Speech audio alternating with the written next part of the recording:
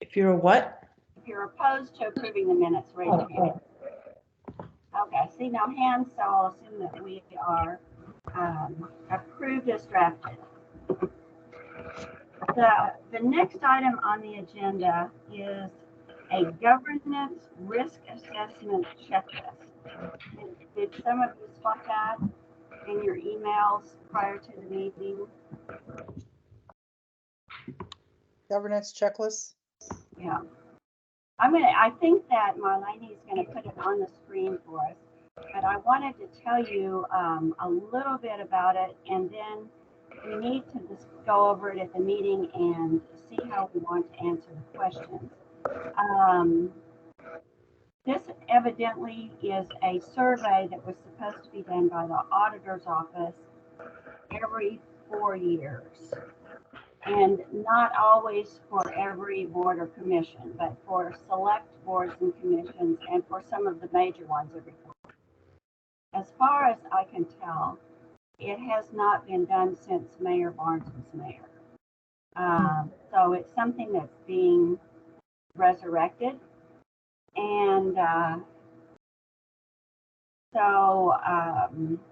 think it's probably part of what Quentin Lucas is looking at and trying to figure out what to do with all the different boards and commissions. And I think we need to be thoughtful about the way we fill it out. And it's due the end of this month. One of the questions is whether or not, the first question, we discussed this in the meeting. And so I wanted to go through it today so we could answer yes and explain that today's date is when we discussed it, and that the minutes will be published after they're approved in May. And I would be the person completing the checklist, but I want to do it pretty much in accordance with the things you all would like to see reflected in our responses. So let's skip down to question 4 and just go quickly through it and see. The things that are in yellow are the notes that I have added to explain why I answered the way I did.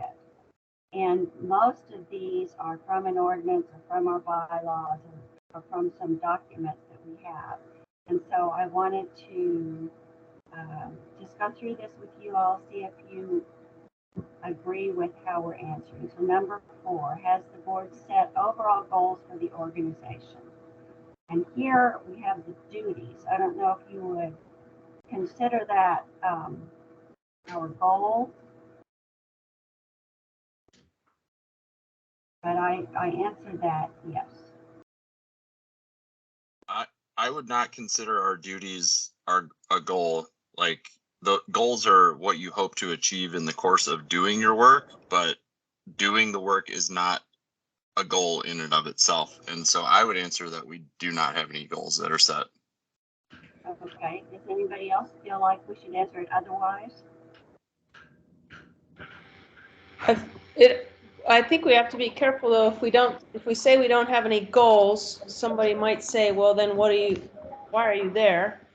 Or then we're going to have to come up with goals. Well, I also don't think it's right to misrepresent the fact that we don't have goals. Okay. Like that, I think that's more of a risk than just being upfront.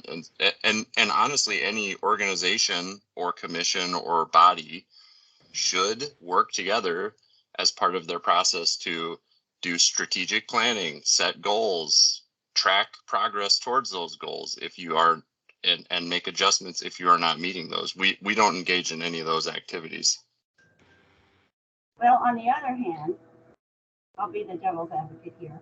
We do have environmental plans that have been adopted that we are pursuing. And so I don't know that we would have lots of goals independent of those plans. We would have some maybe, but I would think those plans would also constitute the things that we were pursuing. Let's go on and we'll come back to this, but Nate, I hear what you're saying. We haven't gone through a goal setting process. So let's go. Carol, that question there says the board should establish the goals. Which board is that referring Well, to? That would be the EMC in this situation. But as we go through these questions, it may be helpful to think about some of the other boards and commissions. Some of the boards and commissions actually have budgets. They make funding decisions. They are different than we are in that they are not advisory. They are actually, they implement things. And some of the things they implement are ratified by the council, and some of them influence what kind of a majority is required on the council to move forward, that sort of thing. So we are not going to be a perfect fit with all of the questions. So Sure. We can move on, but yeah, certainly from we my can come back. perspective there as an advisory group, right? It is a little more challenging to set a goal other than to state the types of advisory things or reports that we can be involved in. But we can go ahead and look at the rest of these. We can come back, and the other thing is we can add a more explicit note to this. They're not really asking for that, but I'm not above, adding notes or answering something different than just yes or no. Let's go. Marlene, can you move us to number 5, and we'll come back to 4, and I'm marking that to come back. Okay. Has the board prepared a mission statement? Now, this is the statement that we redid when we redid the ordinances, and I think this is the statement that is on our letterhead.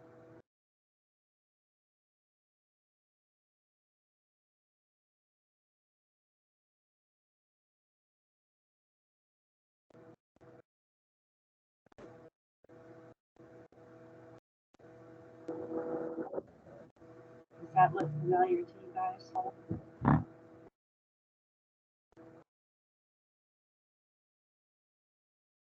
That all looks familiar. That looks good to me. Okay, and then number 6, has the board communicated organizational goals to the mayor and council? And I'm basically saying if we refer back to the ordinance that says what we're supposed to be doing, then that would be true. But Nate, that's going back to saying this is what our duties are.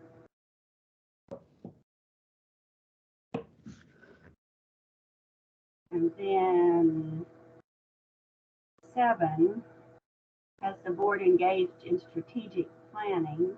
And then here I said in the context of our annual reports to the mayor and council is the way we've talked about what needs to be done. So that's kind of that was the rationale I used for those questions.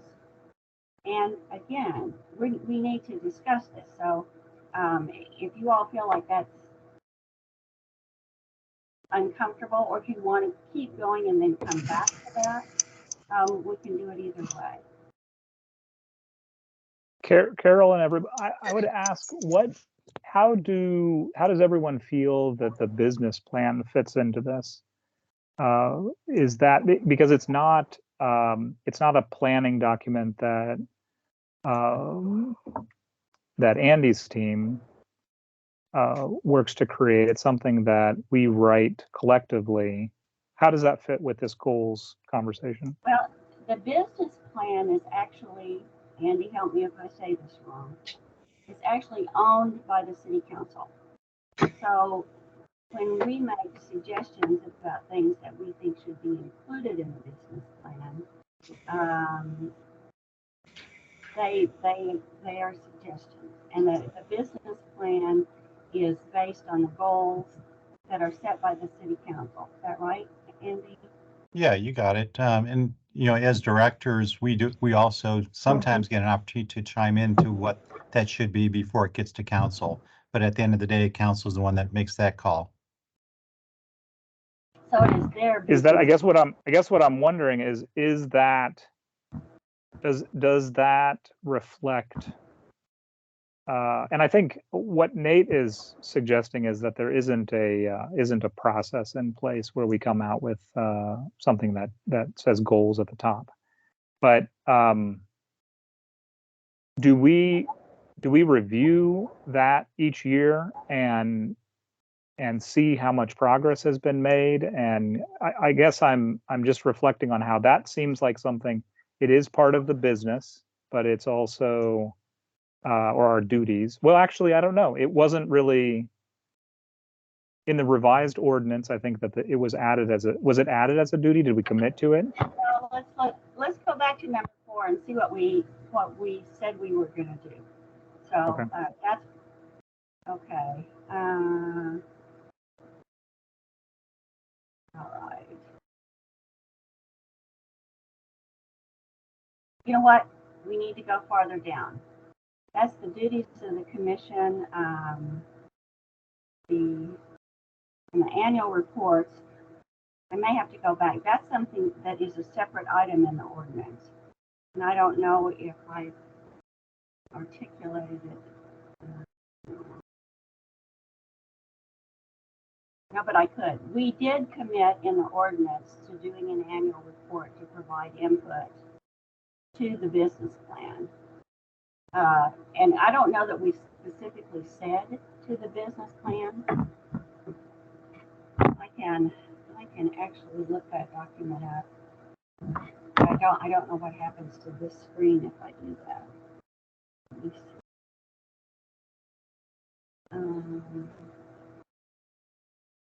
Hang on just a minute, and if I disappear, I'll sign in again.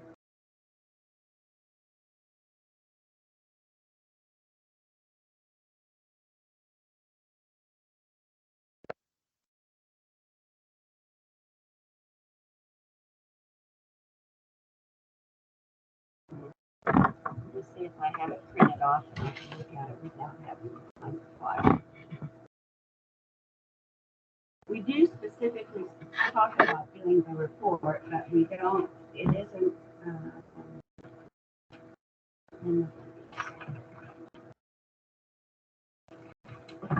Actually, Marlene, you have that document. You sent it out, that ordinance. It would, that one. Yep. Okay. Look at item C. So it says our duties, and then it says we can adopt rules, and we'll talk about that later. We have bylaws. And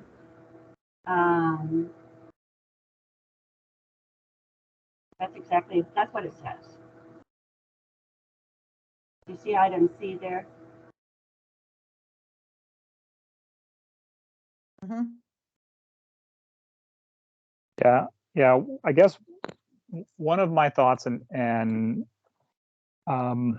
this builds on your idea of providing notes for this process. So to me, Nate's right that just straightforward transparency is our friend.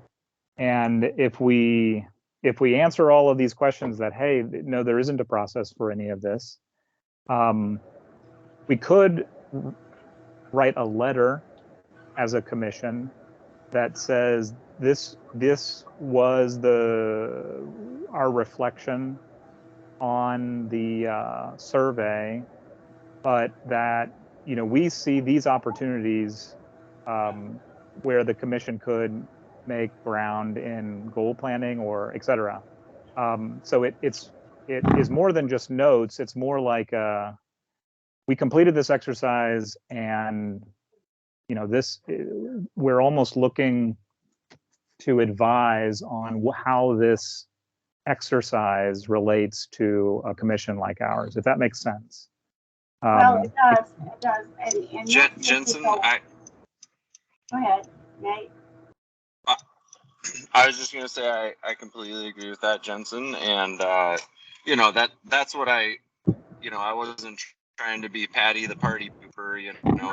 It's like we got to hold ourselves to account here a little bit, and I think it's rare that people these days do that. And we need to answer honestly with some of these.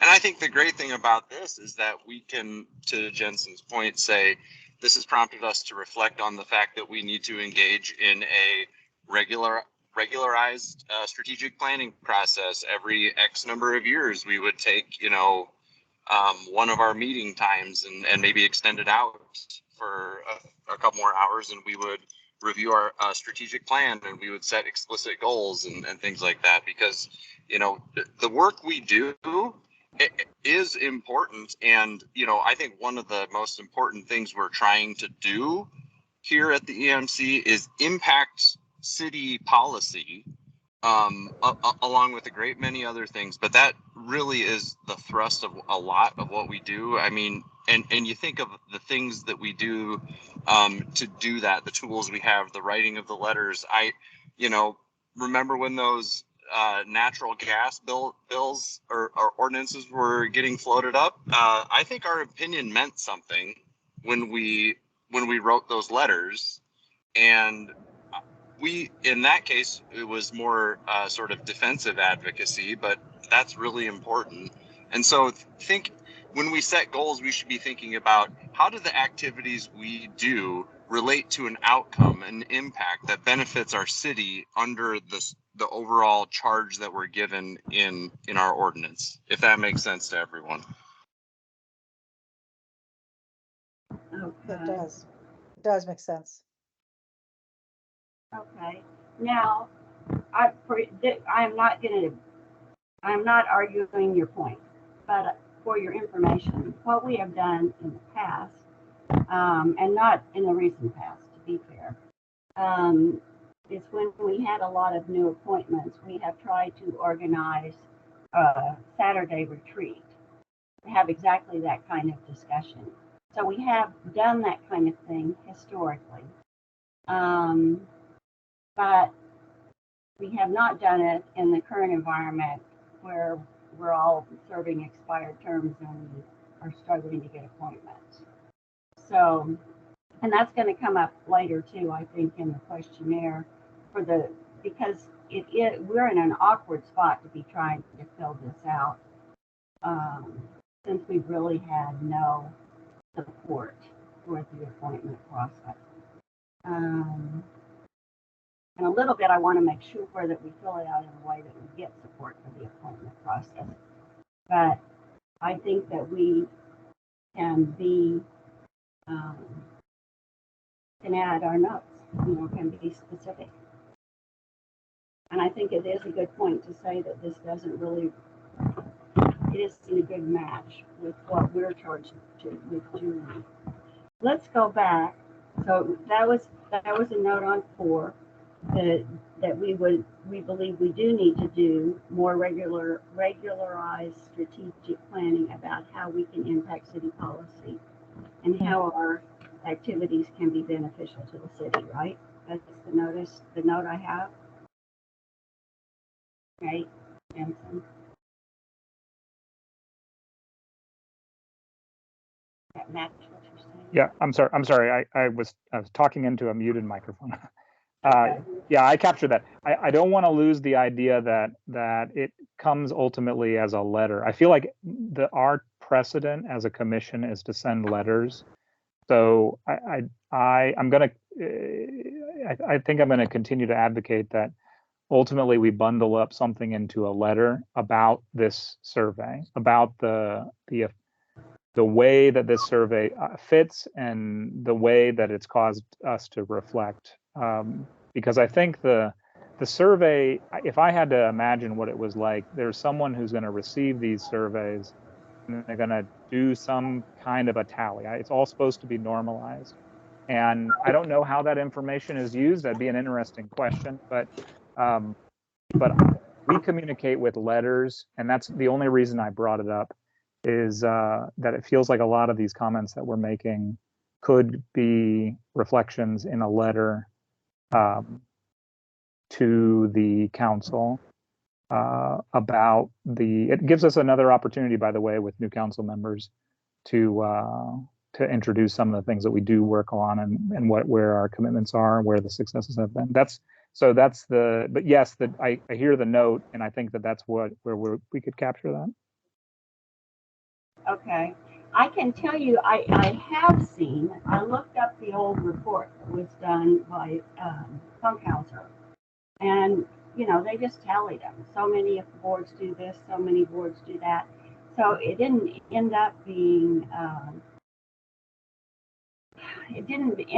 very informative.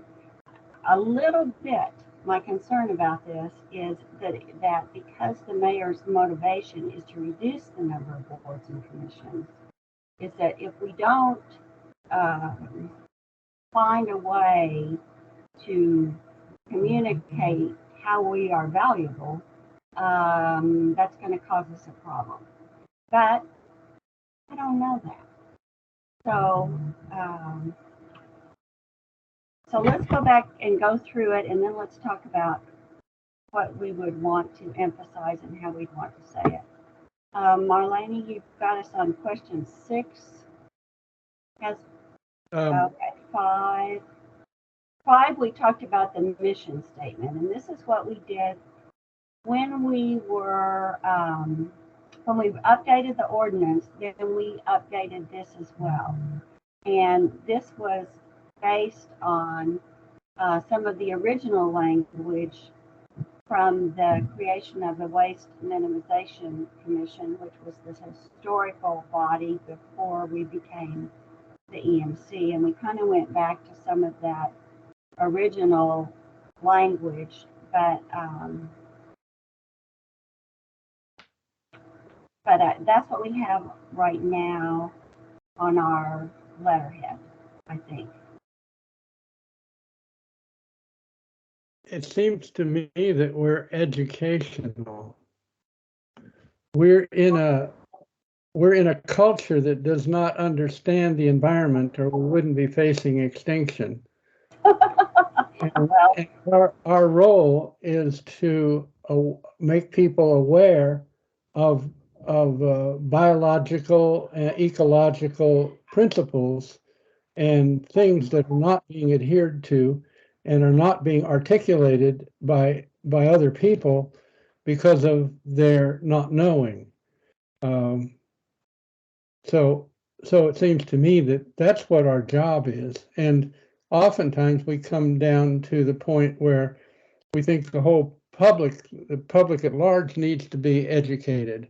And that is really true. Our culture supports the destruction of nature. That's true. I mean, I can't see any other way out of that one. Well, on question number 5, I answered yes, just because when we did the ordinance, we did that. We approved that as the mission statement on our letterhead. So I said yes to that one. And then on 6, has the board communicated organizational goals to the mayor and council?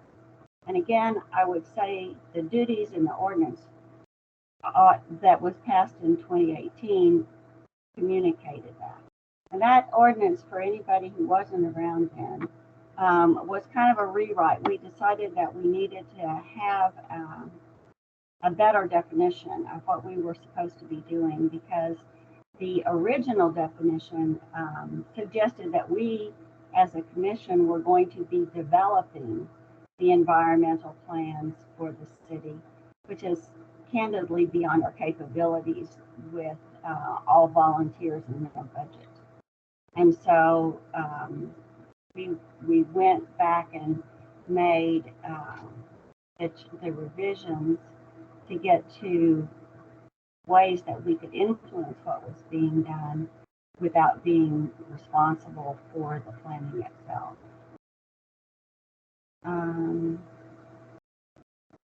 Okay, so you all can see through 7. And you can see my logic, which is okay. You don't have to agree with it. We can change it. But if you look through 7, you see kind of how I was trying to apply the logic.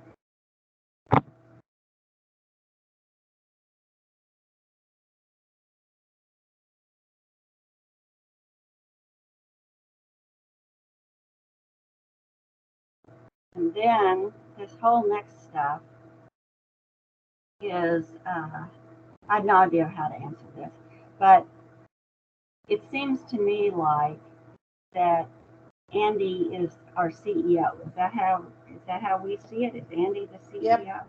Yep, I agree. Okay. And that was all established back with the Fort Hazard consent decree. And that, and I'll tell you, it's not that clear in the consent decree. It was part of the negotiations prior to the final document. And so it's a little hard to get the exact language out of the consent decree that did this. And that's a difficulty that I don't know how to resolve.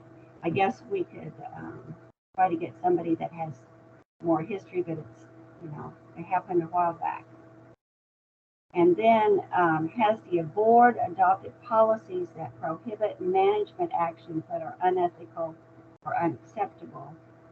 And again, that was the whole point of the consent decree, is that the city had done things that were unethical and unacceptable, and that this commission was, and the creation of the chief environmental officer was intended to have oversight of compliance and environmental regulations. And so that is part of our responsibility. But that's not the same as, do we hold each other accountable for unethical or unacceptable behavior? Although we do all file conflict of interest paperwork with the city clerk. Anybody who hasn't done that, you have until May 1st. But so 8 and 9, I just based those answers on my understanding of the old negotiations. Does anybody else know anything different? Andy?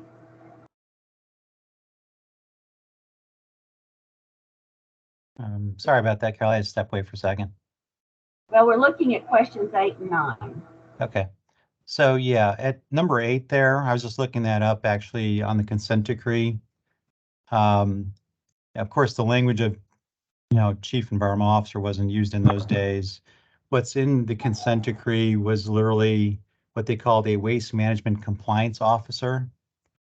And then the requirement of that was a specific salary range, Right. which frankly, everybody in my office has already surpassed that salary range.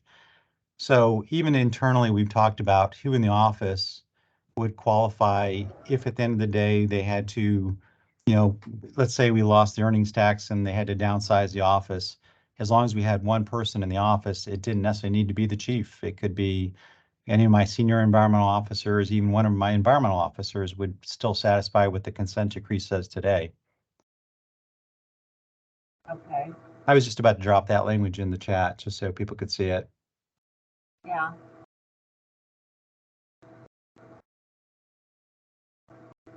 Well, let's go on down and see where this takes us. Now let's see. Again, on 9, the intent of the original commission was to prevent unethical and unacceptable and illegal actions. But I don't know that we have policies. I just think that was the whole idea. So I would say that's part of what we're supposed to be doing, period. That's why we oversee compliance and training. I do think that might only be asking about the conflict of interest form. Well, I don't know. It asks about that later. Oh, I see. Okay. So it's a little, let's just keep going and then we can come back. 10, has the board adopted policies that prescribe the board CEO relationship?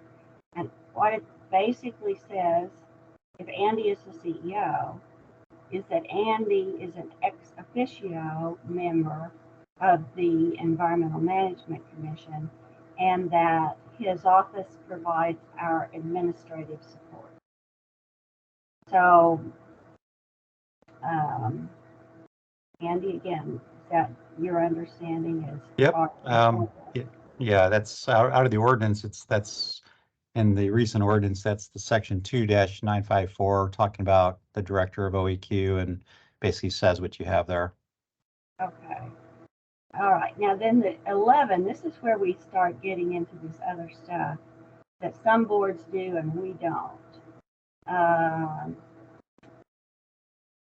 We make recommendations and reports, but we do not authorize the expenditure of funds. So I said that's not applicable. Yep. But I don't. I guess my take there too is we also have no budget, so Yeah, maybe no that's part of that maybe we need to spell that out too. Okay. Okay. Yeah, it's not for lack of doing, it's for lack of money, right? Well, we have zero budget. Yeah. And then has the board specified what the board and staff must report on and when? And yes, sort of. We review Andy's compliance documents, and basically Andy really assumes responsibility for completing all of those documents. I mean, he does all kinds of compliance reports, which he tells us about when he turns them in. I don't know that we necessarily have spelled out more than that. We do suggest that we will do an annual report, but that's more of a forward-looking thing than a backward-looking thing. And this is somehow to ensure management compliance with board directives under that context. So you can see these questions just get a little awkward to answer. And then 13, for boards spending $100,000 or more, we don't do that. Boards should ensure accountability for achieving the organization's goals. And I think, if we're just looking at the compliance things that Andy does, the answer to that would be yes. If we were maybe to go back and look at something like green purchasing to see if all the green purchasing actually happened, or LEED to see if all of the intended LEED buildings complied, or something like that, we probably aren't looking at all that. Andy, thoughts? Yeah, so we are loosely tracking that stuff. So if you were to ask for a report on that on LEED or Energy Star or any other things that we're tracking, I could provide that information. So that's something that we do maybe partially, but we could do more. Is that true? Yeah. Okay. So we do some of that, or we do the compliance and training report. Yeah, every year we provide an annual an annual report that kind of summarizes all of our compliance obligations and how we complied with those. It covers all of our environmental improvement goals and how we implemented those. So each year there's a full 30, 40-page document that we put together that we share with the commission and others. Yeah. But there are maybe specified special areas like things that are in the protection plan or something that we could do more with, right? Yeah, sure. And we've been talking about how we can eventually merge what we're doing out of the climate plan and its implementation with the existing environmental report that we generate from city operations. We just haven't had the staff time to do that quite yet. Well, in the city operations one, pretty much you get that from each department based on their compliance operations and their training schedule and getting everybody through their proper training and all that, right? Yeah, more or less. And I can show folks our monthly, we do a monthly report for the city manager and the directors on our compliance, how we're doing with that. So I might show that during the OEQ report. I can pop that up real quick just to show you what it looks like. Sure. Okay. In the past 4 years, has the board reviewed and updated their policies, mission statement, and goals? I would say the last time we did that was in 2018. And I don't think we've talked about any of that since then.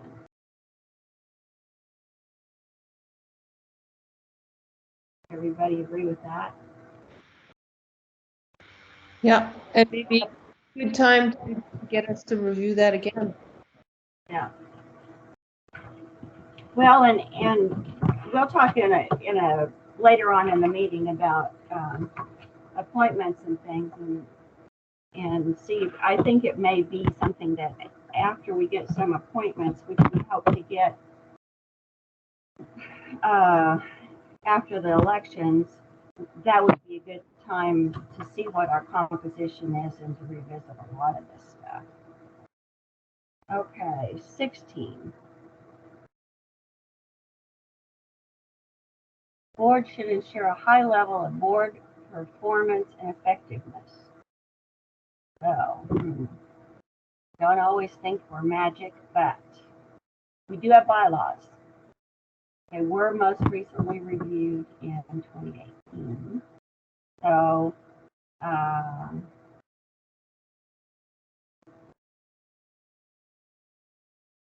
would say generally our bylaws prescribe how our meetings are conducted and how we can do committees and all those things. But we, like I said, have not reviewed them since 2018, and we do not comply 100% with them. We're going to get down here a little bit farther, and it'll be an example of how we don't comply with them right now. As far as I know, we have never adopted our own personal code of ethical conduct independent of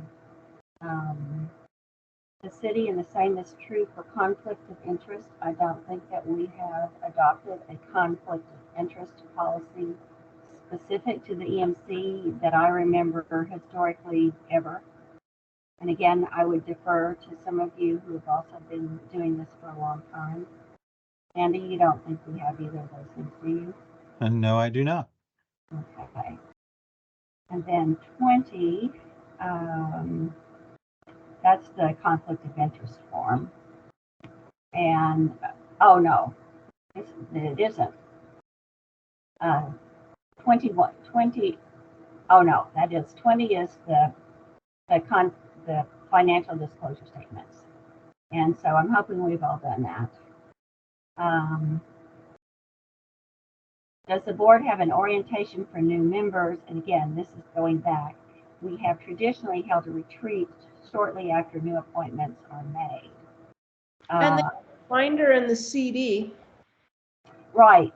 The CD isn't, I don't know, I guess the CD is probably not what we need to be doing going forward because people don't all have CD players on their technology, on their computers and things. And again, I sort of think these questions bring up issues that we ought to talk about with new members. And maybe we need to find a different way to summarize what we do and how we've done it.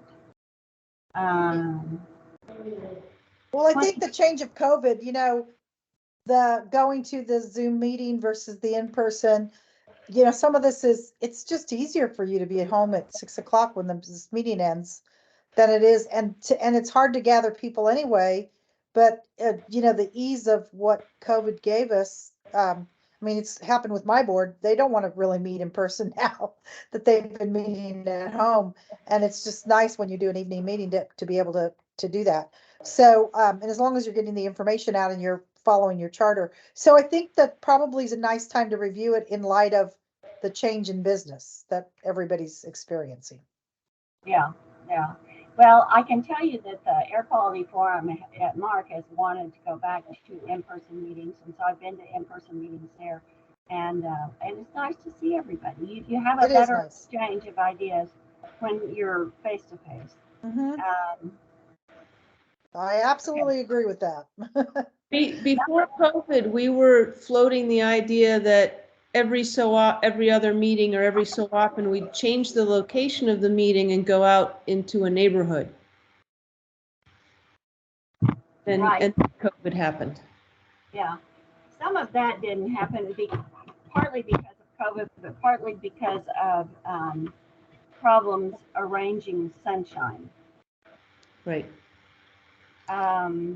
Let's see. This is one we have an adopted attendance policy. It is not enforced.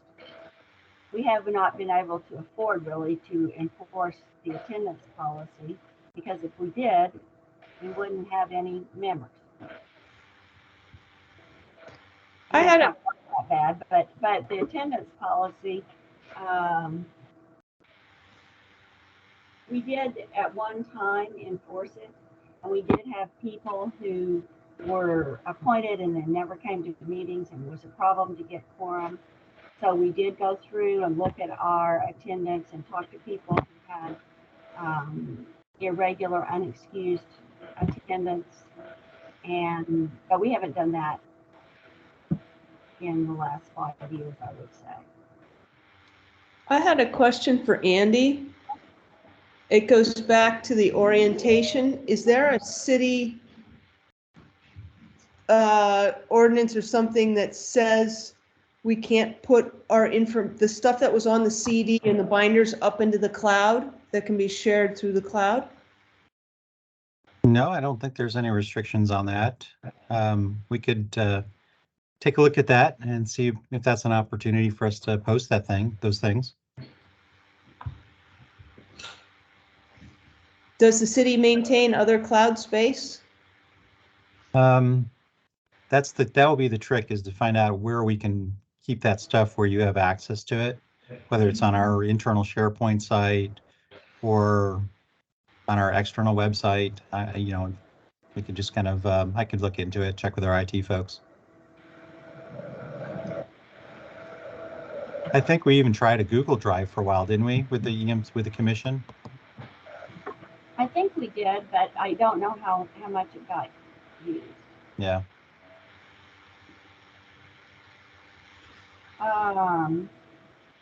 Okay, does the board conduct a collective self-evaluation? I don't think we do that. We haven't done that, or we haven't done that any time recently that I know of. Do we set and control meeting agendas? Yes, in cooperation with Andy, and that's, has the board had meetings with the mayor and council? All right, this one is one that I think, Jensen, you mentioned we mostly send letters. I also frequently go to, not as frequently with COVID, but I appear at council committee meetings from time to time when it's something that we have weighed in on. And sometimes I remind them that we have weighed in. So to that extent, I have gone as a representative of the EMC to voice things that we have taken a position on. I don't know that we do anything else. And so that would be another question.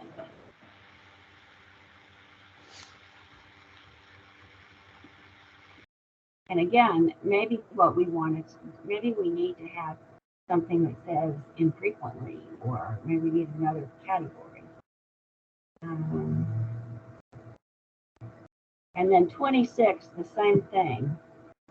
Do we assess the needs, concerns, and demands of the people of Kansas City regarding our activities? Well, I hope we're tuned into that, but I mean, we're not conducting any surveys. We're not. I don't I don't know anything specific we are doing that would let me answer yes to that. The document that Mike Kelly produced, Ben Proctor and I helped him on, that was pretty focused on Kansas Cityans' needs. So would you say we do it more in the abstract and less as a direct citizen engagement thing? Yeah, if I may, that's not Yes, an yes, assessment. A formal No. assessment would be some sort of community listening, or survey or something dedicated to that. We can't just say, oh yeah, we did a thing and we put it out there for the public and therefore we know their needs. That would be inappropriate. Yeah, that's not an assessment, but as Carol is talking about putting together a letter that more accurately describes what we actually do, as opposed to just saying we don't do anything.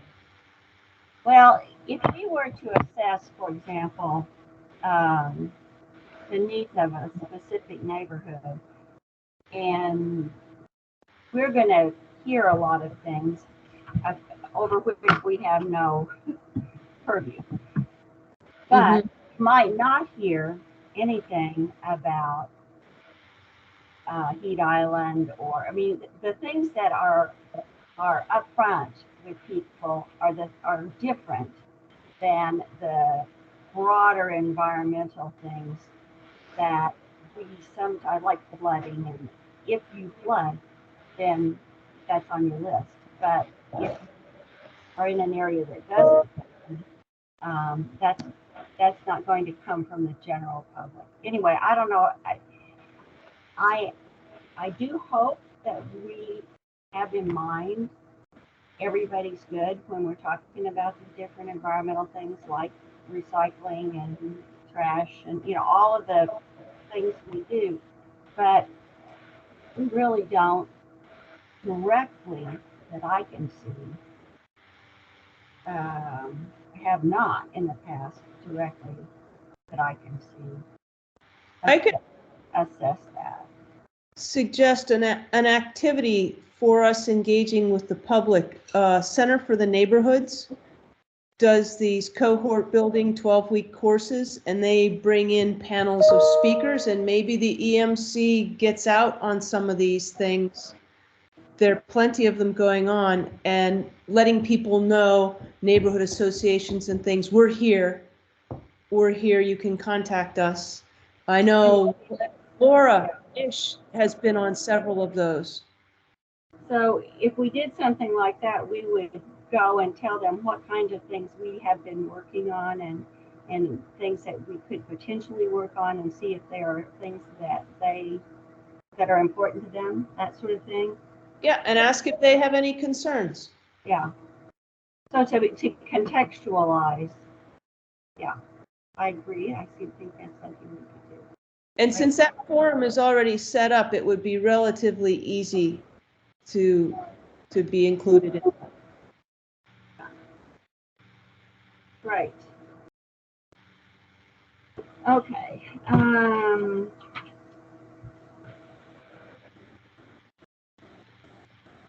Yeah, I would throw in there also that from time to time, folks call our office about how they can, present certain issues to the city, and oftentimes we funnel them through to the commission to, present to you what their issues might be. So we get those from time to time.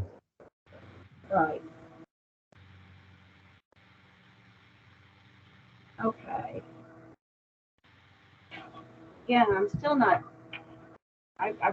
definitive here about how I check, what box I check on some of these things, but at least we're talking about them. We can come back and figure that out. We are definitely compliant with the Sunshine Law. We work at that. Oh, sorry, 27. Do we encourage public engagement, such as allowing public comments at board meetings? And I would say, and that's actually what Andy just said. Yep, we do. Okay. 28. That's something I think we're pretty good at. Yeah. Put that in the plus column. Yeah. Now, 29 is one that some of you may not have ever seen, but I have been communicating back and forth with the mayor's appointments people, trying to get appointments. And this is what I have told them. It says, has the board developed a board profile containing job descriptions for current and desired board members to help the mayor or appointing official make appointments to the board? And just so you all know, this is what I have said to them in my communication about who really helps us. And this was accompanied with a list of those of you who are currently serving and what you do. So this is kind of in addition to the things that you all do. These are different areas of expertise that would be beneficial on the commission. And I don't know if you guys generally agree with this or not, but that's what I've been telling them, is that we need people that know about these things.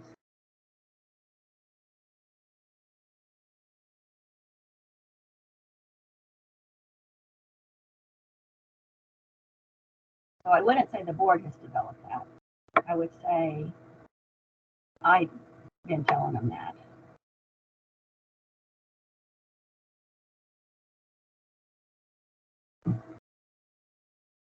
And you'll know if we have no appointment. So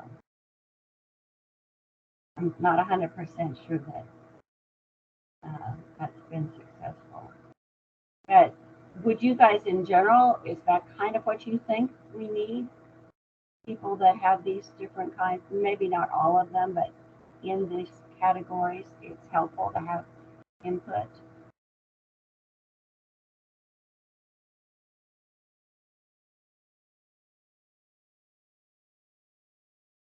Like Jensen, I think it's particularly helpful in your situation because you've worked on sustainability for other entities.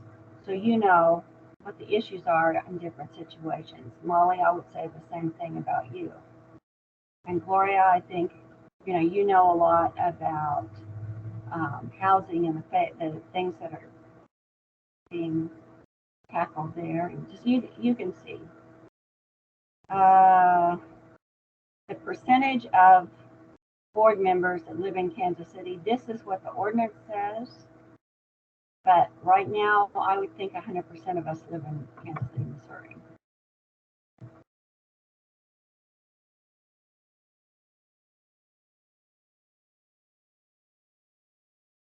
Our demographics could be better.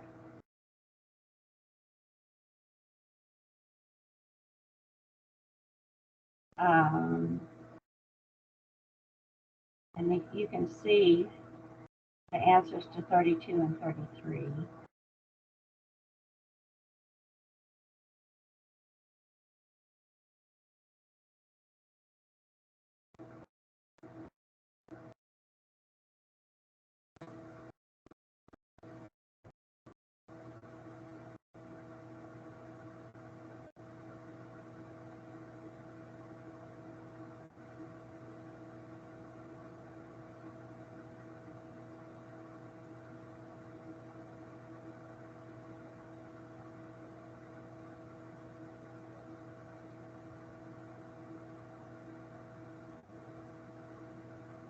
Okay. Now, what I'd like to do is run back to the beginning, now that everybody's seen the whole thing, and take a look at it again and talk about what answers I put. Basically, the form has no place for any of the narrative that I've included on this. So on number 4, it's just going to say, do we have goals for the organization? It's not going to have all the highlighted yellow stuff And so on that one,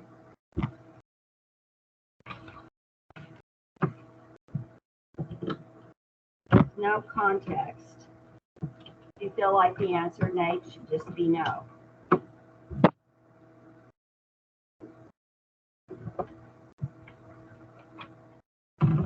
Yeah, probably. Okay.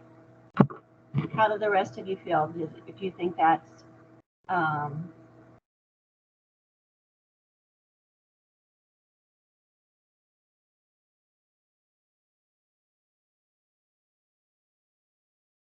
would we, we do say things like we want to be a sustainable community, we have carbon reduction goals, we have all of those things, but I don't know that we have a goal setting process. Or could we say, yes, but only in the context of adopted plans? So we have goals, but they're in the context of adopted plans. What about that? Can you stand that? Or could I add another place? Yes, comma, limited. Think about that. I don't want to just say, Nate, I'm pushing back a little because I don't want to just say, oh no, we don't have any goals. Because what they're looking at doing is combining the EMC and the Climate Protection Steering Committee. And I think when that happens, I think that's likely to happen, Andy, likely to happen. I would say better than 50% chance. So, I'm thinking that's likely to happen after the election. So at that point, we would have certainly the goals of the climate protection plan, but we would also have the responsibilities for compliance and everything.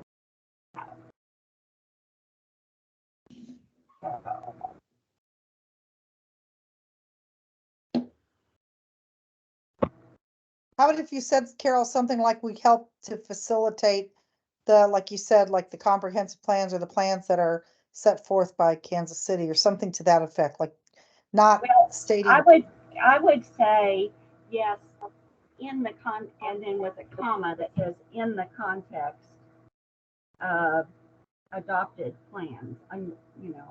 Yeah. So we're not doing it as a board. Right.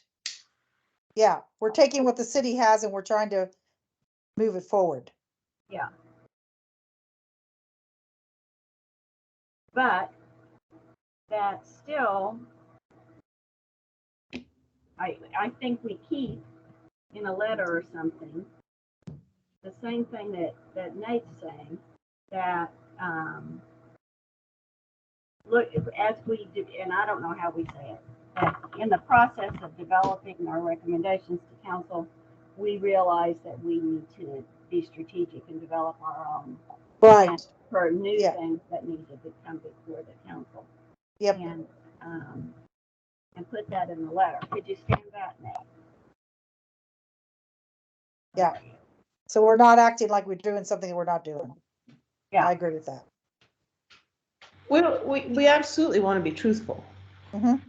Right. And I think that we don't have a separate strategic planning process, except we do talk about that, what we think the city's strategic plan should be when we're doing our annual report. But we're not, so I think what we're doing is only in the context of our other work. It's not like a separate strategic planning process. Yes. Yeah, only inside the confines of what the city's already trying to get done. Yeah.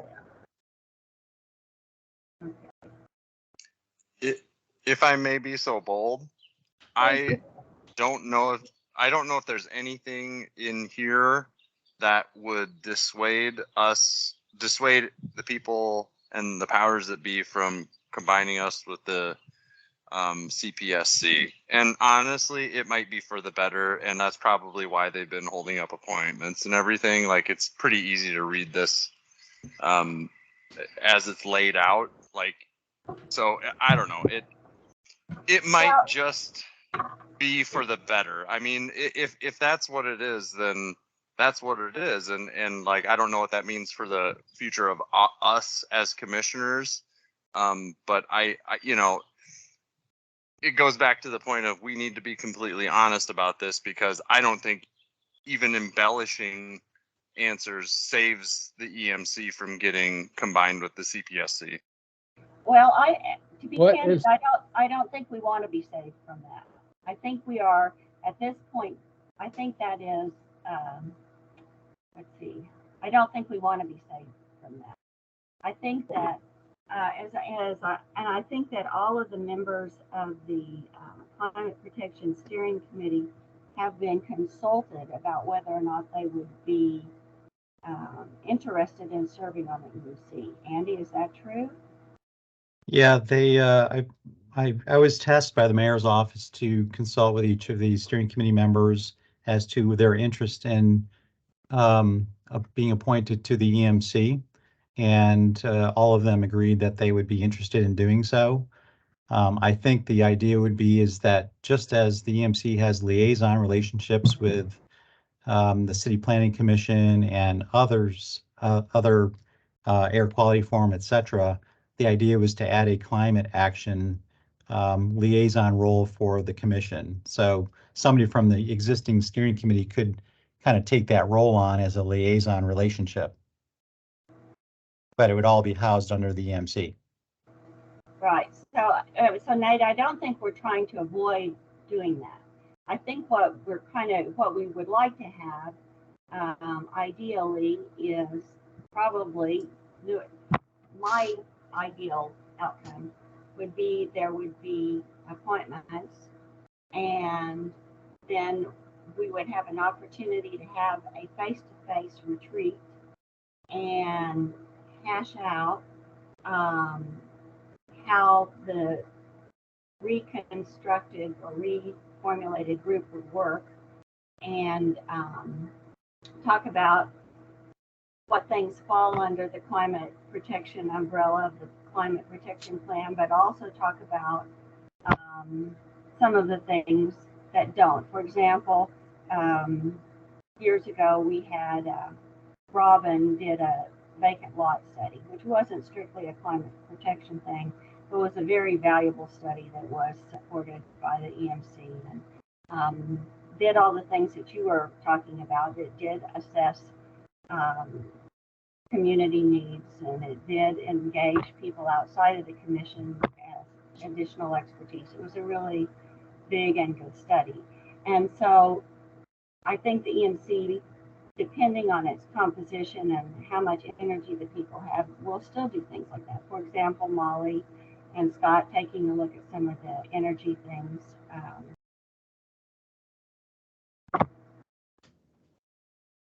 I don't know, microgrids and using the steam plant and all of those different things. That kind of activity might not be, strictly speaking, part of the climate protection plan, but certainly is something that falls in the purview of an environmental concern of the city.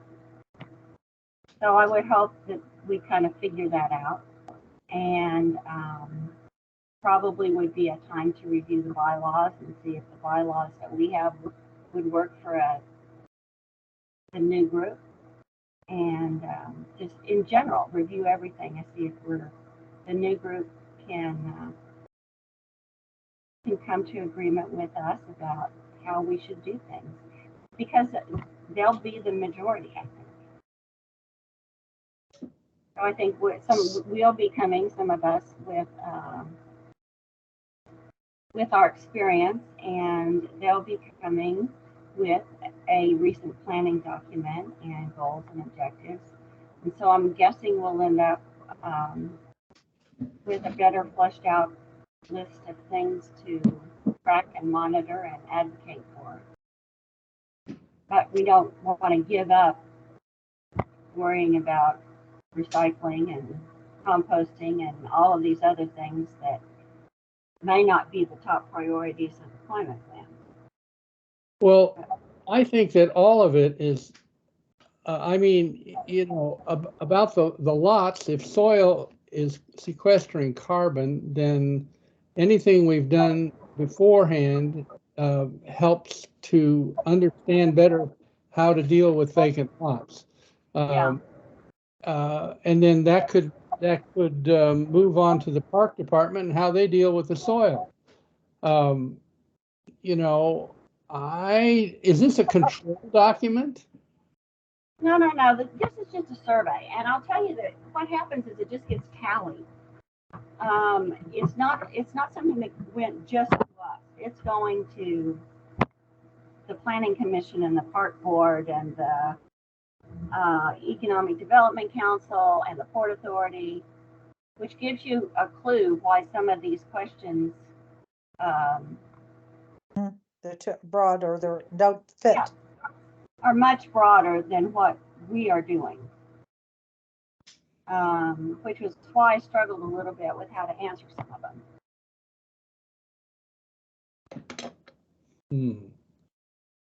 I don't know anything broader than the environment.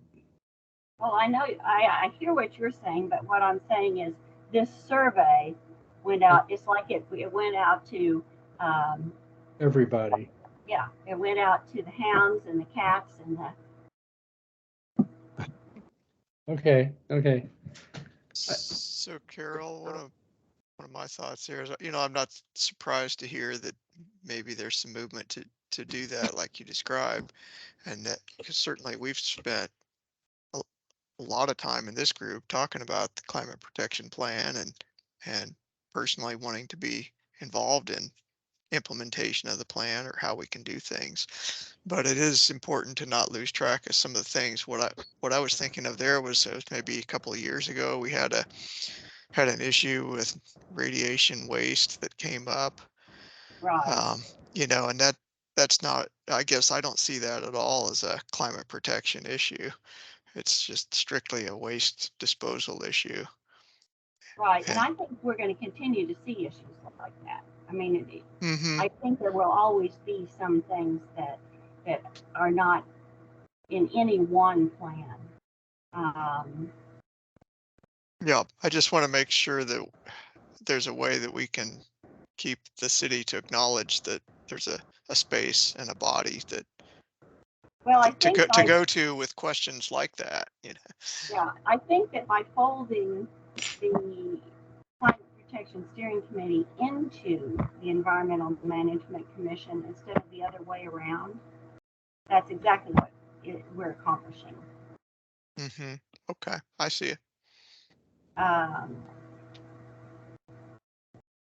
So, yeah, I see Andy's note. Mm-hmm. Yeah, thank you, Andy. Yeah, yeah. Well, I have to turn this in by the end of the month. What I'm going to do is I'm going to try to fill it out based on our conversation, and then I'm going to put a letter on it that kind of says this isn't a good fit for us, but you know, thank you for the survey. These are all things we think we could do better. These are things that we think you know, don't exactly fit, but we would like, you know, just to do something. What did you guys think about the profile for current desired board members? I tried to think about who we've had on before that was really good, but we don't have utilities and telecommunications people on right now. And we don't have regular citizens, do we? I mean, if it's all very tacky, does that? Well, I'll tell you what I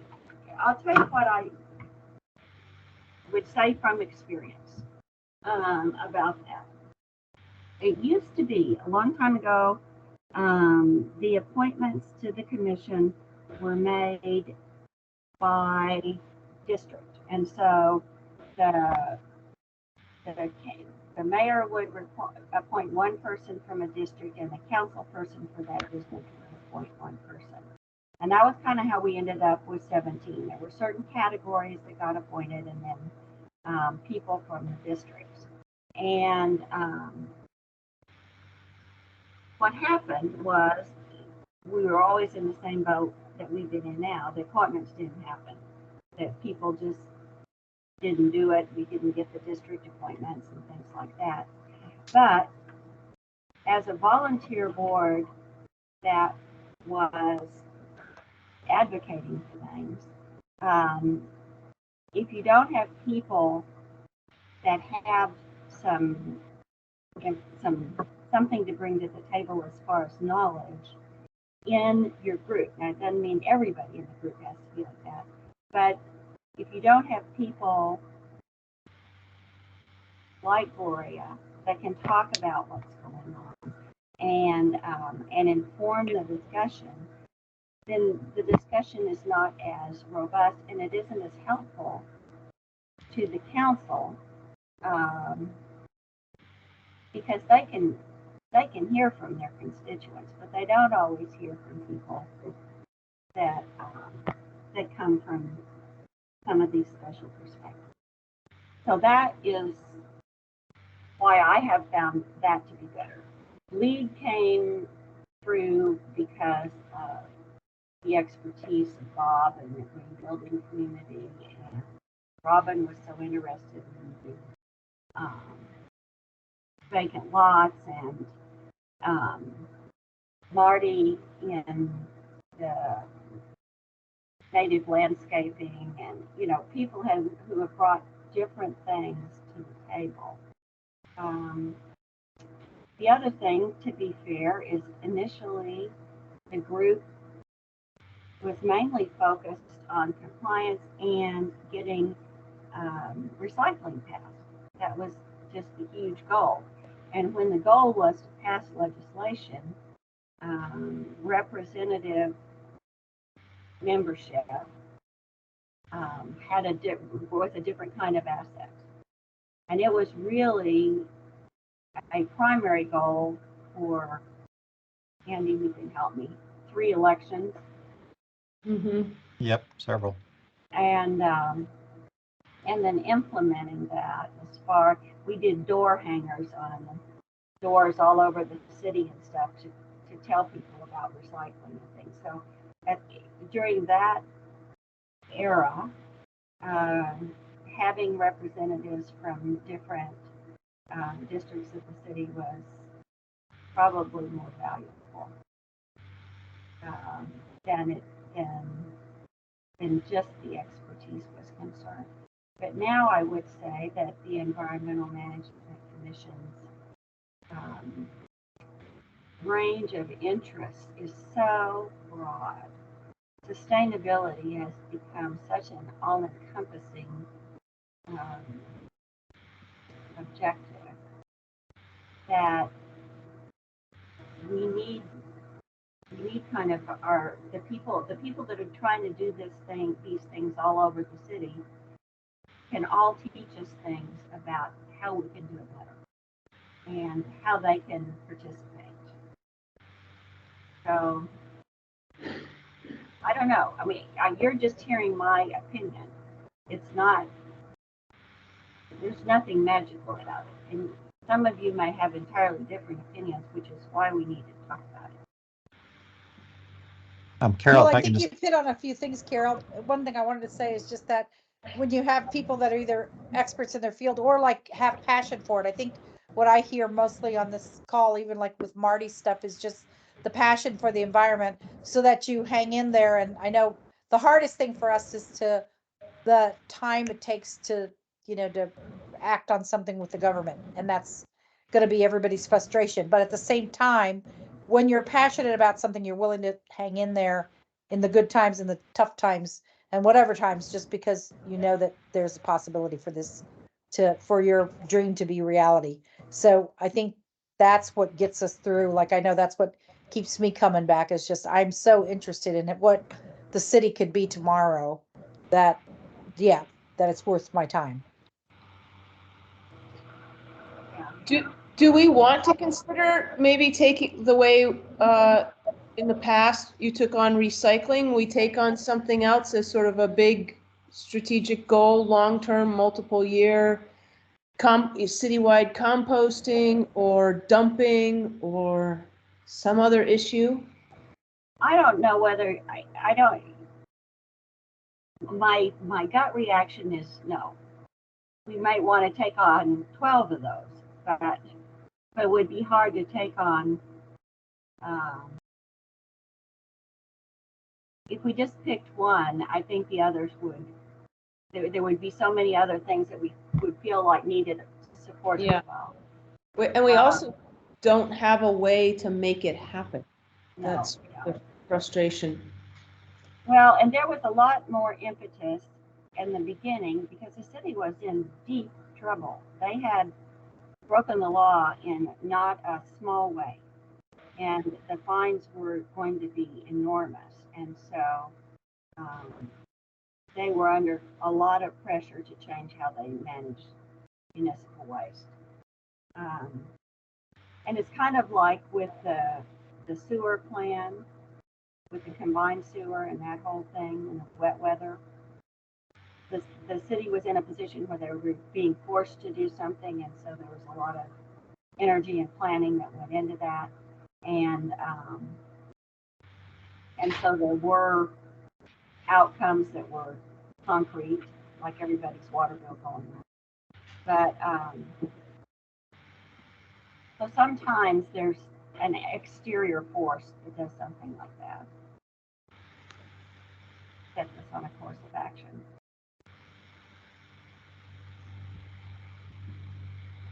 Okay. Shall we go on with the rest of the agenda, and then if then we Right. can I have- back? Oh, well, Huh? I think we should. I agree. I think that we should. I do have one question about the constituency. Is that a narrative piece of this survey, or how does that fit? Anything that's in yellow is, except for the answer, you know, the little 4 things: yes, no, don't know, not applicable. Anything that's in yellow, that's a comment there, that's just me. And so that's not, I don't have, Okay. there's not a blank for me to write that into the. I see. So it's just we're thinking again about the opportunity to reflect on the process of filling out the survey. And one of the things that we want to call attention to is our constituency. Well, I think this is maybe one of the more, the reason that you trumpet this so loudly and frequently, Carol, is it is one of the things we bring to the council. They do the mayor does the appointment, but the idea is that that the citizenry is involved, and I think so. To me, the urgency of maintaining commissions that focus on the environment is to bring citizens to the conversation about the environment. And I'm not, this is no additional answer. I do think that sometimes picking folks that work well in the liaison roles makes a lot of sense. But I think we should keep that in mind, that whether folks are technical experts or not, the fact that there needs to be citizen participation around environmental issues is the value that we bring as a commission. Andy. Yeah, so to kind of tag on to what Jensen was saying, there's been a lot of these conversations internally about how we can bring more citizen engagement to the commissions. And specifically what we're working on right now is an EJ grant.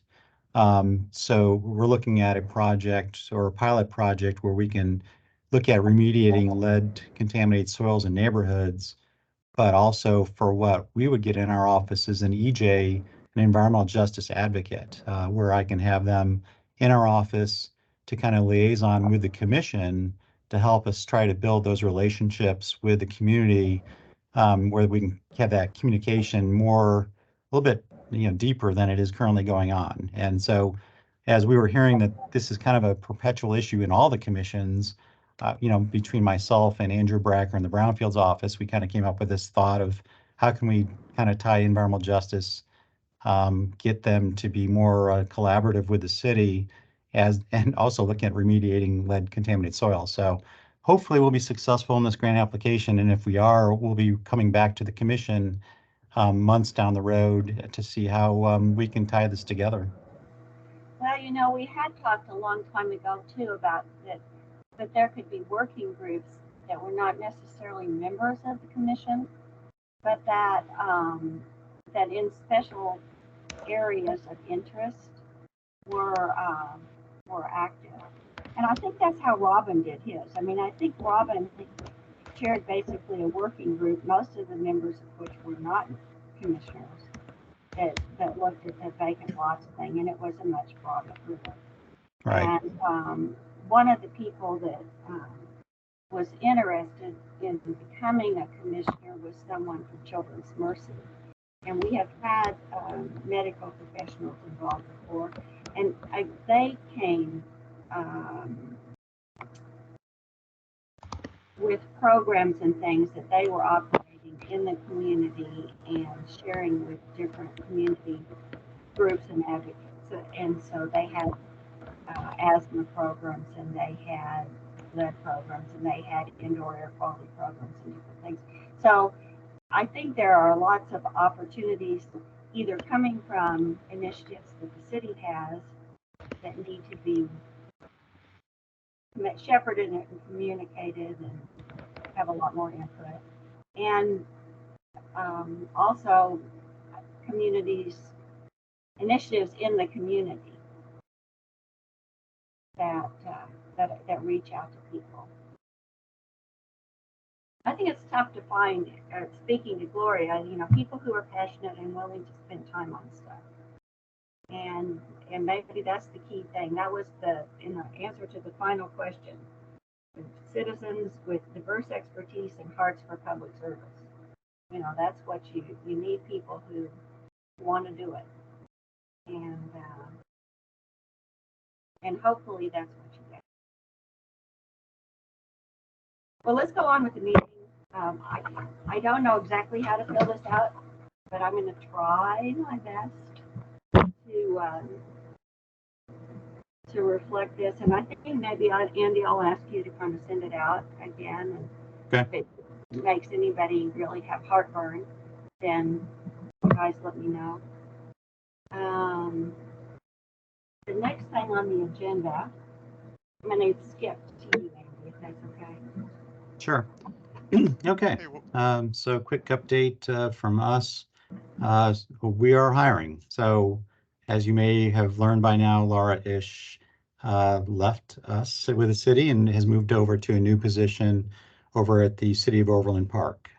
So kind of a similar responsibilities over there, which means I have a position. It's already posted on our city website. So I am asking for any assistance in getting the word out that we're recruiting for this position. We want to have a good, robust group of candidates to look at to kind of help us with our climate plan and our sustainability program. So I posted the link in the chat for the position. It became available a week ago. So I think we have 2 more weeks left of it being posted. So any help, send it far and wide. I would greatly appreciate that.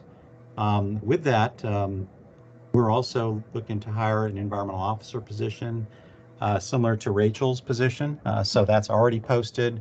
I think it's closing this week, that particular position. So if you know of any young graduates that are looking for an opportunity starting out, it's a great entry-level position to get 2 years of experience. It's a 2-year limited term position, so but it's a good start. And who knows, down the road, I might be able to find additional funding to keep it going. So anyways, that environmental officer position is on the same website as the sustainability manager position. Also, we will be hiring for 2 new positions. Thank you for all of your support to council Council did amend the budget to include 2 new positions in our office, which is what we had originally asked for, but was not included in the budget proposal. But council heard all of our stakeholders in the commission and put the positions in our budget. So one of those was for a natural systems position.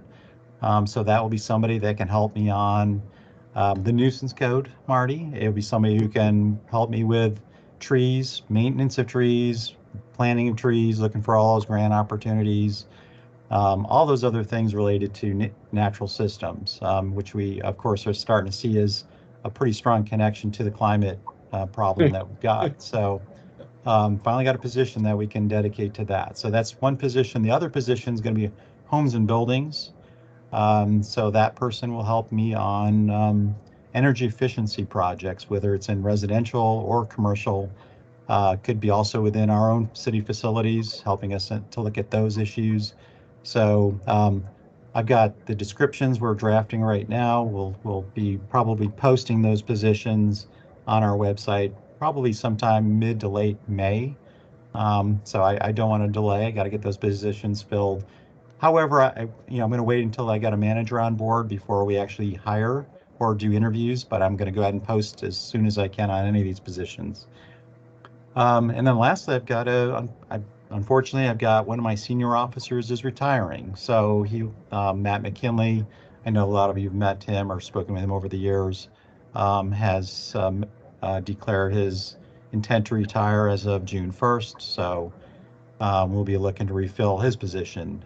So essentially, I have about 5 positions to refill over the next 3 months. So all the help I can get from the commission to send the word out, spread the word, that'd be great. And until that happens, we're with the staff that I've got now, they're doing a great job shifting around responsibilities since Laura's left and trying to just kind of adjust as we need to. We're kind of going to be trying to keep pushing forward, but we still have a lot of our basic responsibilities to keep up. So it's doing our best to do what we can to support the commission and other things that we've got going on. I'll mention also, you may see, let me see if she's still on. Casey, are you still here? If you can, when you pop on, say hello to the commission. Hi, everybody. So that's Casey. She's our Cookingham Knoll Fellow. She's been with the city for almost, what, a year now, Casey? Not even. I have been here since August. Okay. So we've been fortunate enough to kind of bring Casey on board while when Laura was leaving. So Casey's helping out on the sustainability side, and it's going to kind of help us stay afloat for a while. So appreciate that. Thank you, Casey. All right. Let's see. Earth Day is coming up, as we all know. So there's a few things going on as could be expected. Just a few things. Kelly is working on the composting program for City Hall, as we mentioned. Kelly, I don't mean to put you on the spot. Anything you want to say quickly about your composting kickoff? Hello. Oh God, where do I start? It seems really complicated right now just because we're waiting for stickers to come in. We're going to be stickering the compost bins and hanging signs for the next couple days. We have a big rollout on the 19th with a tabling event for professionals to answer questions. I just found out today that I'll be doing a little presentation to our health and wellness staff, and they're going to put it online, so that's pretty exciting. Also, Casey, can you explain a little bit what you wrote, because I'm afraid I'm not going to get the words right. Is it an action or? Oh, we are doing a special action Yeah. For legislative session on April 20th, and we will be, we're looking for a sponsor right now. I think it's going to be Councilwoman Boo, hopefully. But once we're working with some people in the mayor's office, and once we get that, we'll be recognizing Kelly and lots of other folks, green ambassadors within the city that have been working on this really, really a lot of work over the last couple weeks. So Kelly has been working like crazy, and Jose, our graphic designer, and lots of other people. It's really been a collaborative effort, and so we are going to recognize them next week on Thursday. Is that next week? Yeah. Yeah, it's next week. Next Thanks week. for letting me put you on the spot. And then also I talked to Kristen Chamberlain, who owns Casey Can Compost, and she's trying to actually get an orange ribbon cutting. I just found that out today. So this is kind of new information for Andy as well. So she's said she's working on the marketing, external marketing, and I'm working on the internal marketing. And this feels like a pretty big event to me. And then also I do want to put a plug in for the City Nature Challenge, because I know we won't meet again until May. The City Nature Challenge is actually it's the 28th through the 2nd, and that uses the iNaturalist app to take photos of nature, whether it's plants or animals, and honestly, dead or alive. It's this huge citizen science initiative to identify everything in our area. And globally, they've actually identified endangered species and true citizen science data collection basically right now. And so that's going to be, we're working on a press release, so that is going to be going out as well. And of course, the Great Kansas City cleanup. Those are the big things that we're working on right now. And we're doing employee Kansas City cleanup on Friday. We have a lot of people participating in that. And then all throughout the Earth Day weekend are options for people to participate in the greater Kansas City cleanup. Yeah.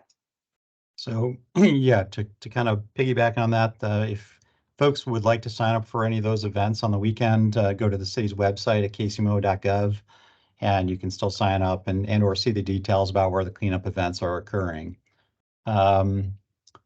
Also, along that, you've got the Undumpster Day as well. That's April 22nd. So put a plug in for that. That's at the South Broadland Presbyterian Church, which is a donation drop-off between 8 and 12. So throw that out there as well. What you'll also notice on our website, we're promoting right now is, of course, we've got the tree preservation and protection ordinance was passed.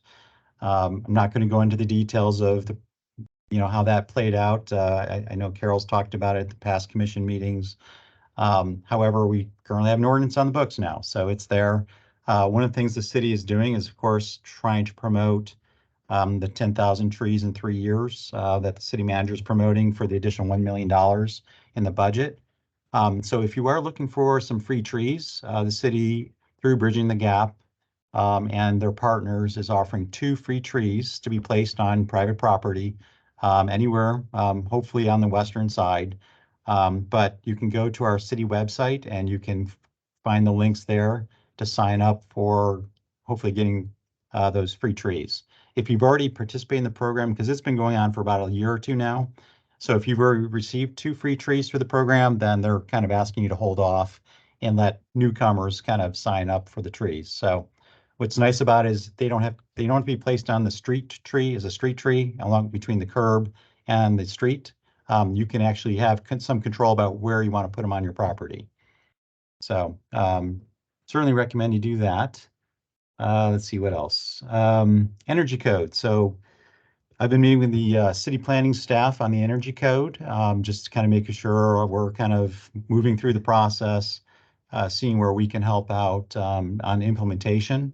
One of the things that we had discovered is that, unfortunately, even though we were expecting a July 1st go on the energy code, turns out there was a 90-day delay that was written in as part of a template to the ordinance.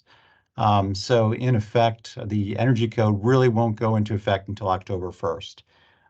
It was just a leftover that had been, because we'd gone through 2 or 3 substitutes to that ordinance. It apparently just wasn't caught that there was a 90-day delay on implementation. So just kind of throwing that out there. It gives us a little bit more time to focus on implementation, but we're still pushing forward, and city planning has been doing a great job.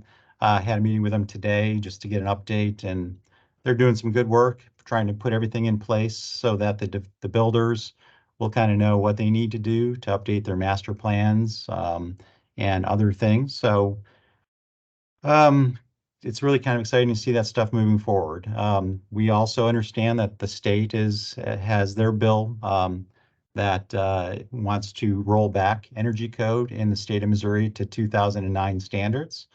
So that did make it through the House and will eventually be going to the Senate for them to vote on it.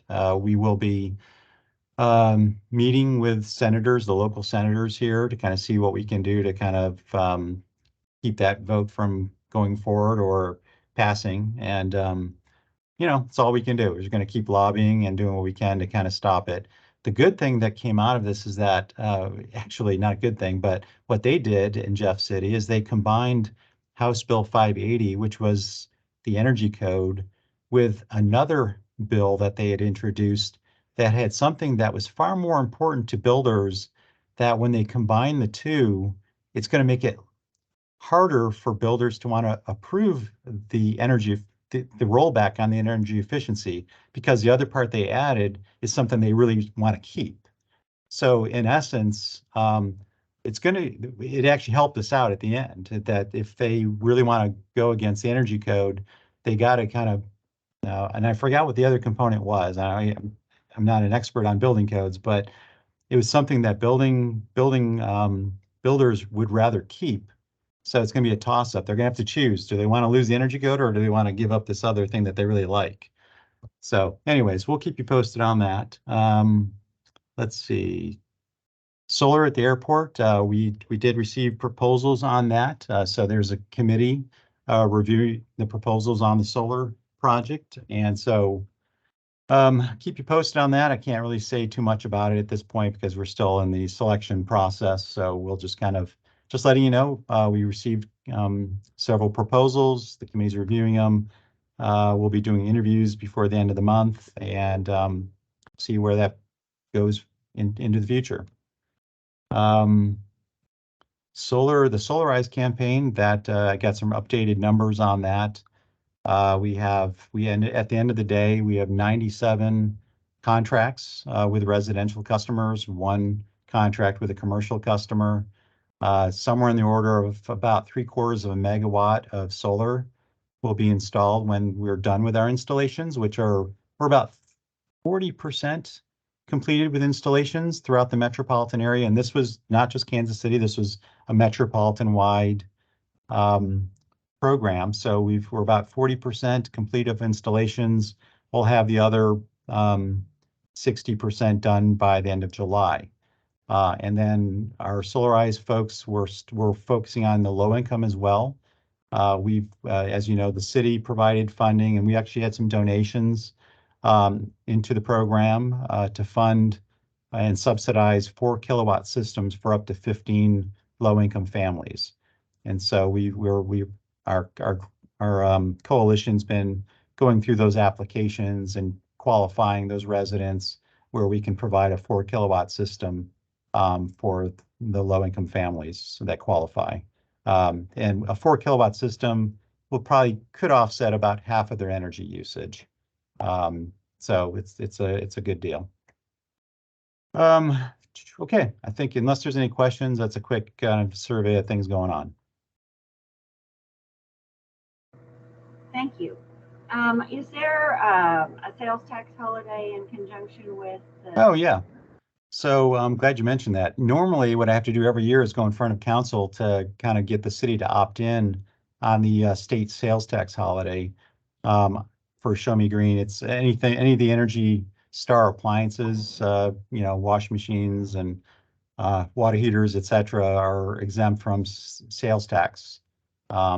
What ended up happening this particular year, and we didn't spot it until I was starting the process to go to council, is that the state of Missouri, in their this was actually a good thing they did, is they passed a law that just said from every year here on, all cities and the state will opt in on this state sales tax. So it basically took it out of the city's hands and just basically said, we're going to do this.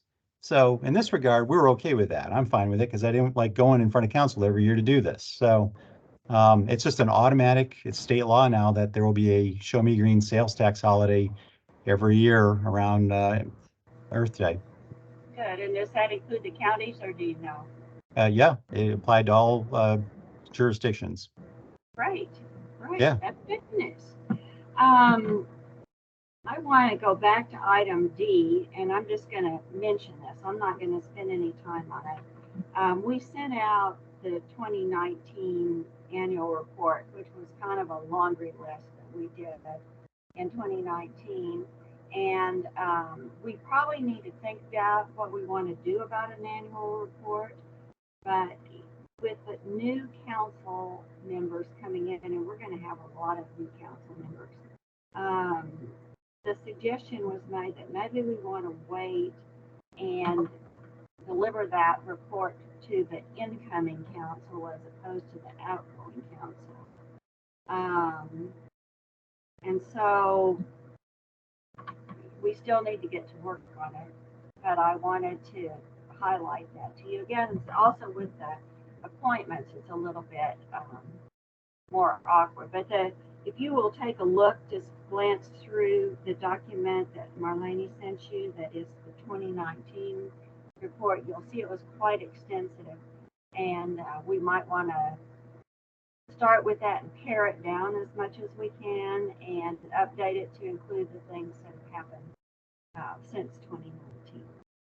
So that's all. Any remarks from visitors? Any remarks from visitors? I don't have a remark, but I do have a couple of questions just about engagement and how you guys learned about this committee. I know that the mayor has appointed a majority of you, but if anybody would be interested in answering these questions for me, it's for a school assignment. I can email you or we can ask them on here, whichever is easier. Why don't you just email me and I will answer them as best I can. I will write my email address. All of us were appointed by the mayor. So you'll just email me and then tell me what you need. I'll do my best. If it's something I don't know, I'll ask around and figure it out. Okay, thank you so much.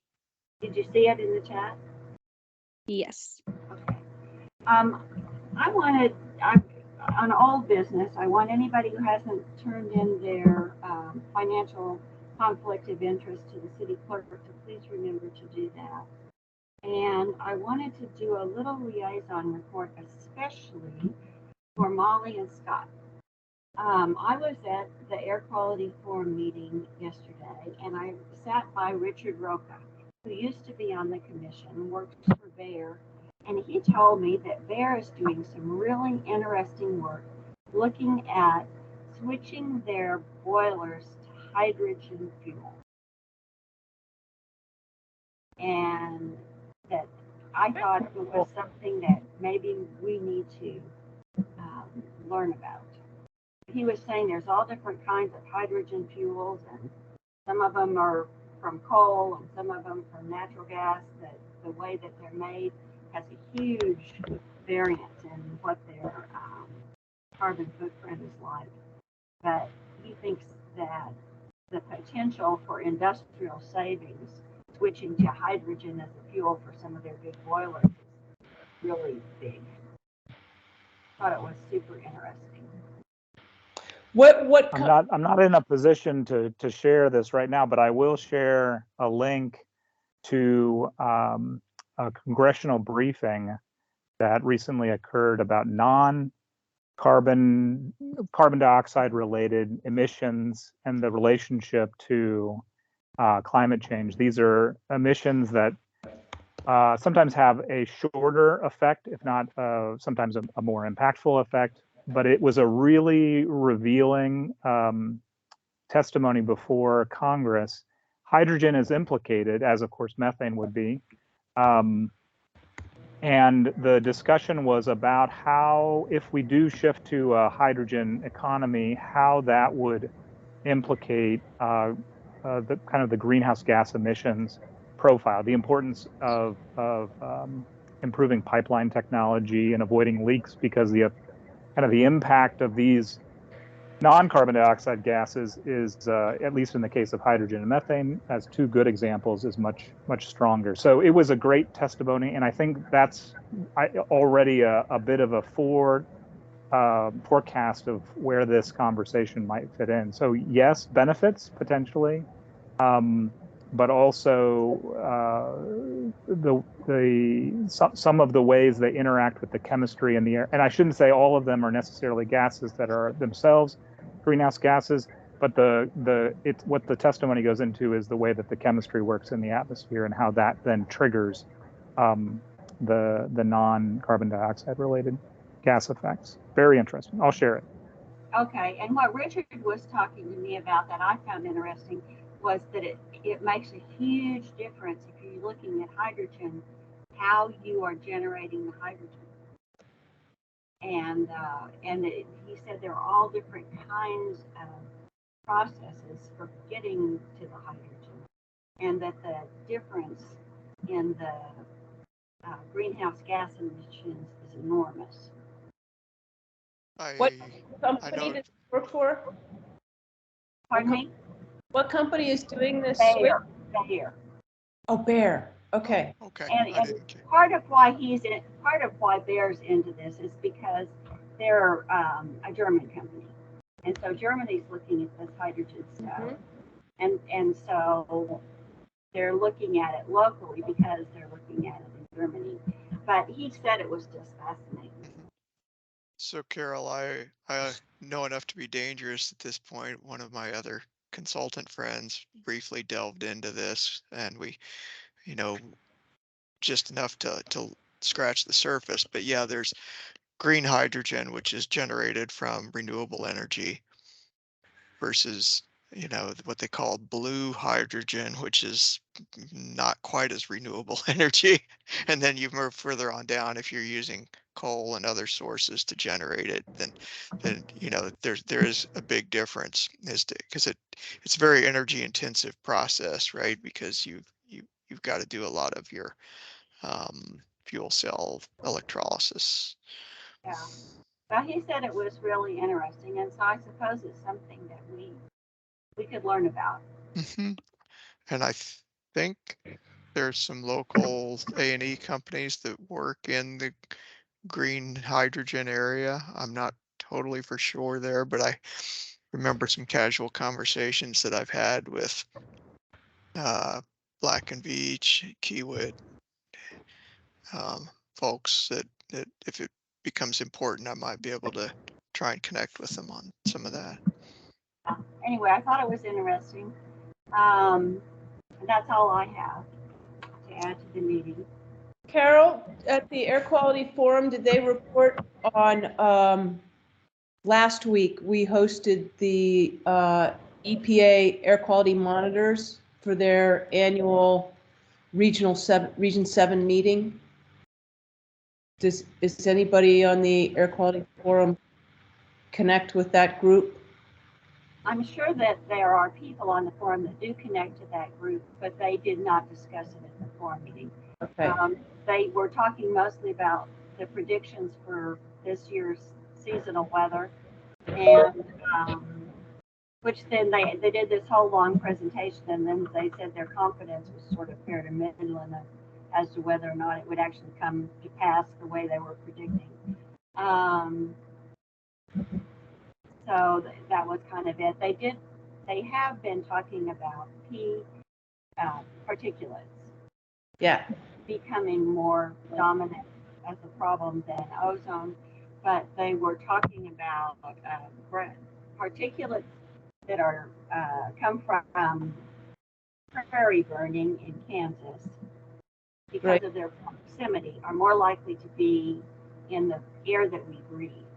And particulates that come from the West Coast fires tend to be higher in the atmosphere, and they actually help reduce some of the ozone formation and tend not to be in the air that we breathe.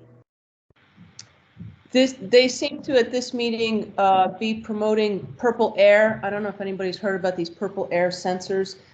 They're 2.5 PM, and they're sort of housed inside of the end cap of a PVC pipe. But they are not regulatory level recording, but they're cheap. And so people can put them out and have inexpensive local networks to fill in the gaps from where the EPA regulatory sensors are. And that's always been sort of a challenge in every city. EPA, over the last 20 years has gotten more open to having those kinds of sensors.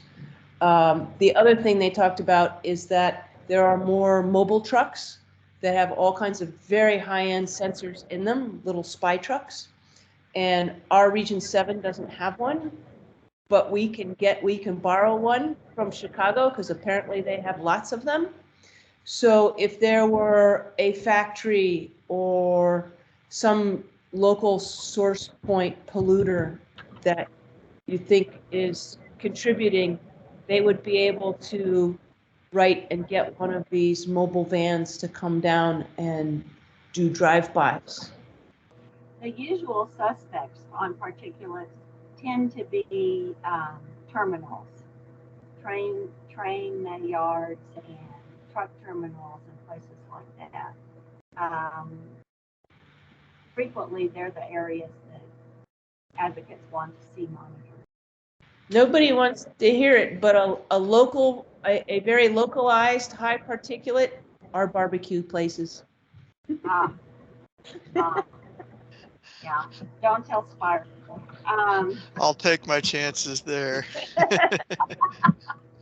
Yeah, that's true. One of the other things Anecdotally, and I risk sharing anecdotes, but the PM 2.5 meter in my house is higher since the resurfacing project started on the boulevard where I live off of. So it's down the street the work is occurring, but it's been consistently up.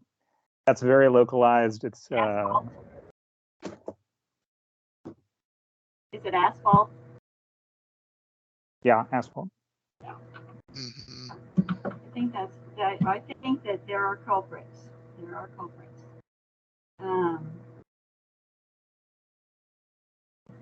Anyway, I'm trying to think of all the things that there are lots of interesting things that we can pursue and learn and get involved with. But for today, we should just adjourn. Does anybody have any other news or comments or questions or?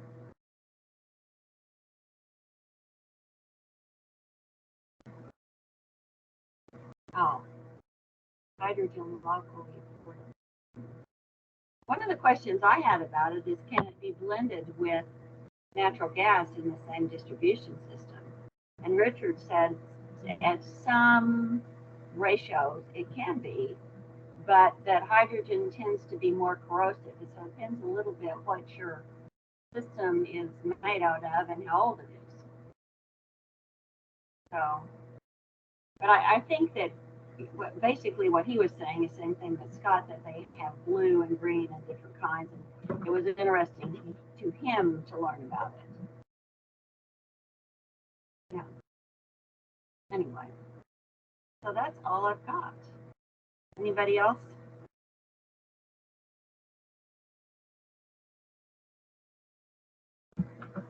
Everybody have a lovely evening. Bye-bye. Bye. Thank you so much. Thank you. Thanks for all you Goodbye. do. Thank Yes, you. thanks. Adios.